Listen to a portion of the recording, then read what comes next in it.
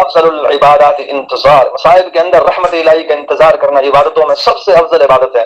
اکثر لوگ کہتے ہیں کہ بڑی دعائیں مانگتے ہیں لیکن حالات ہی نہیں بدلتے، اتنی مدت سے پریشان ہیں، یہ پریشانیاں ہی جان نہیں چھوڑتی۔ وہ حضرات ذرا اس حدیث کو تو سنیں، جو آدمی مصائب کے اندر گرفتار ہو جائے اور دعائیں مانگتا ہو کہ اللہ ان مصیبتوں کو ختم کر دے، کہ اللہ ان بیماریوں کو ختم کر دے، اس انتظار پر اس کو وہ اجر ملتا ہے جو عبادت کرنے والوں کو عبادت کرنے پر بھی نہیں ملتا۔ اگر حالات دنیا کے اعتبار سے اچھے نہ ہوں تو صبر کے ساتھ وقت گزاریں اور اپنے رب کی رضا پر راضی رہیں۔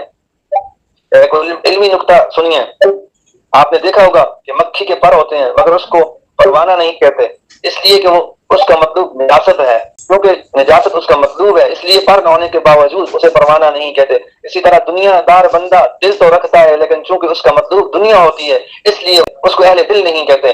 اہل دل ان کو کہتے ہیں جن کے دل میں اللہ رب العزت کی محبت ہوتی ہے اور ان کے دل اللہ کی محبت سے لبریز ہوتے ہیں۔